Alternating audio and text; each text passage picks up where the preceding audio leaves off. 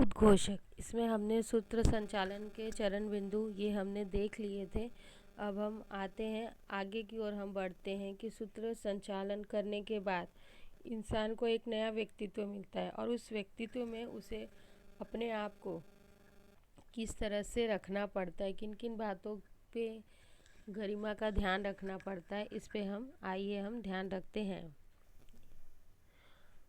कड़ी साधना करना पड़ता है, अध्ययन करते हुए विषय का ज्ञान प्राप्त करना पड़ता है। आकाशवाणी और सार्वजनिक कार्यक्रम के मंचों पर संचालन करने में व्यक्तित्व को नई ऊंचाई प्रदान मिलती है। यानी कि अगर आप आकाशवाणी में और सार्वजनिक कार्यक्रमों पे आप मंच संचालन कर लिए तो आपको एक नई व्यक्तित्व की ऊंचाई प्राप्त होती है। और विषय की सफलता का भी प्रमुख कारण ये होता है कि प्रस्तुतिकरण उसका मुख्य कारण होता है। मंच संचालन की सफलता का भी संचालक के प्रस्तुतिकरण पर ही निर्भर होती है कि मन उसकी किस तरह से प्रस्तुतिकरण है। यानी अगर आप आकाशवाणी सार्वजनिक जगह पे और ऐसे बहुत सारी जगह पे आप कार्यक्रम कर चुके हो, सूत्र संचालन का काम कर चुके हो, तो आपके व्यक्तित्व को एक ऊंचाई प्रदान होती कि सब आपको जानते हैं कि ये व्यक्ति इन जगहों पे जाके सूत्र संचालन का कार्यभार बहुत ही अच्छी तरह से कर लेते हैं। अब किन किन बातों को ध्यान रखना है ये भी हमको देखना है कि मैं इस बात का ध्यान रखता हूँ कि कार्यक्रम कोई भी हो, मंच की गरिमा बनी रहे। मंचीय आयोजन में मंच पर आने वाला पहला व्यक्ति संचालक ही होता है। एंकर उद्घोषक का व्यक्तित्व दर्शकों की पहली नज़र में ही सामने आता है। अतएव उसका परिधान, वेशभूषा, केश सज्जा इत्यादि सहज व गरिमामयी होनी चाहिए। उद्घोषक या एंकर के रूप में जब वह मंच पर होता है तो उसका व्यक्तित्व और उसका आत्मविश्वास ही उसके शब्दों में उतरकर श्रोता तक पहुंचता है। सतर्कता, सहजता और उत्साहवर्धक उसके मुख्य गुण हैं। मेरे कार्यक्रम का आरंभ जिज्ञासा भरा होता है। बीच बीच में प्रसंगानुसार कोई रोचक दृष्टांत, शेर व शायरी या कविताओं के अंश का प्रयोग करता हूँ।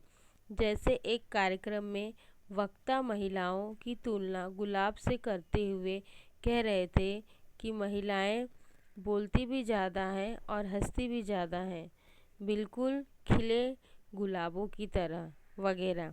जब उनका वक्तव्य ख़त्म हुआ तो मैंने उन्हें धन्यवाद देते हुए कहा कि सर, आपने कहा कि महिलाएं हंसती बोलती बहुत ज़्यादा हैं, तो इस पर मैं महिलाओं की तरफ से कहना चाहूँगा, हर शब्द में अर्थ छुपा होता है, हर अर्थ में फ़क्र छुपा होता है। लोग कहते हैं कि हम हंसते हैं और बोलते बहुत ज़्यादा हैं, पर ज़्यादा हंसने वालों के दिल में दर्द छुपा होता है। यहाँ पे इस तरह से क्या होता है कि बताया गया है कि किस तरह से हमें सूत्र संचालन करते समय किन किन बातों को ध्यान में रखते हुए अगर आप किसी को कुछ बोल भी रहे हो तो इस तरह से बोलो कि उसे बुरा भी ना लगे। अब यहाँ पे देखो गरिमा कैसी बनी रहनी चाहिए कि अगर आप आयोजन करते हो तो पहला क्या है आपका परिधान, क्योंकि सबसे पहले किसी कार्यक्रम में अगर कोई देखता है तो सूत्र संचालन को, एंकर को ही देखते हैं क्योंकि स्टेज पे वही पहले आता है। तो उसका परिधान यानी कि उसका ड्रेसिंग जो रहता है, किस तरह से उसका ड्रेसिंग होना चाहिए। उद्घोषक या एंकर के भी रूप में जब वह मंच पर होता है तो उसका आत्मविश्वास, उसका कॉन्फिडेंस ही उसकी बात में झलकता है। हम कहते हैं ना कि आप क्या बोल रहे हो, किस तरह से आप परिवेश में हो, क्या बात कर रहे हो, बोलते कॉन्फिडेंस से ये आदमी बोल रहा है। तो आपका कॉन्फिडेंस आपकी बातों में क्या होता है, पूरी तरह से वह दिखाई देता है। और आप कितने सतर्क हो, सजग हो और उत्साहवर्धक, ये पूरा दिखाई देता है कि हाँ आप कितने मतलब पूरे साज सज्जा से आए हो और ना कि बाहरी रूप से, उल्टा मानसिक रूप से भी आप पूरी तरह से पूरे हो। और कार्यक्रम का आरंभ जो होता है वो इतना जिज्ञासा भरा हो कि लोग क्या करें, वो सोचे कि किस चीज़ के लिए ये कार्यक्रम हो रहा है।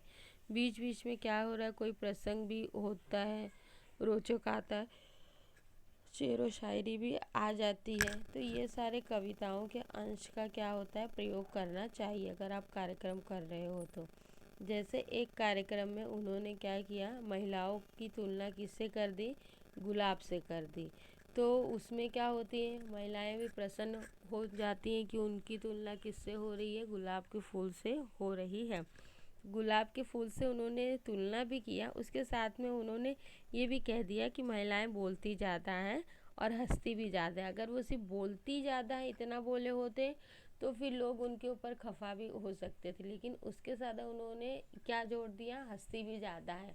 तो हंसती ज़्यादा है ये शब्द का प्रयोग वो सुन के वो बोलती ज़्यादा है वो भूल गए करके, उन्हें वो ज़्यादा आया कि मतलब वो उनकी कटाक्ष नहीं कर रहे हैं, उनकी बुराई नहीं कर रहे हैं, उल्टा उनकी क्या कर रहे हैं, तारीफ।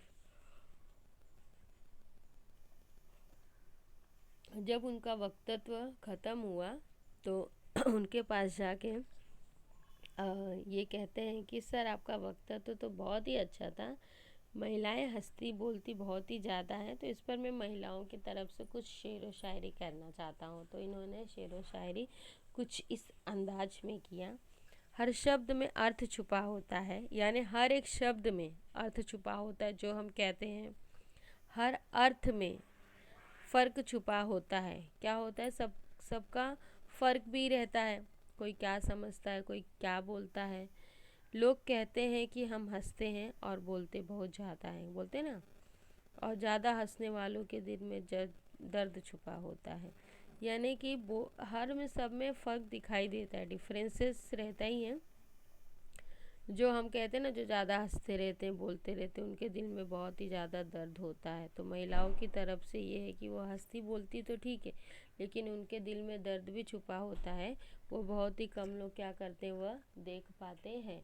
तो ये सारी जो चीज़ें हैं यहाँ पे जो बताया गया है कि किस तरह से आपको ध्यान में रखना है कि किसी भी बातों को प्रस्तुत करते हुए आप शेर व शायरी का ध्यान रखे रहें, और अपने बात पे आप जो बात बोल रहे हो आपको इस तरह रोचक ढंग से बोले ताकि बात भी आप बोल दो और किसी को बुरा भी ना लगे।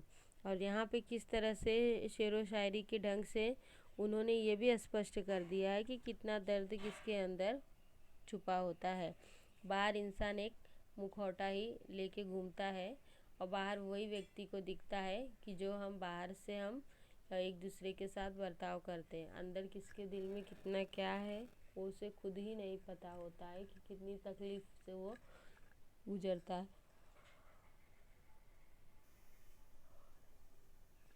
मेरी इस बात पर इतनी तालियां बजी कि बस महिलाएं तो मेरी प्रशंसक हो गई।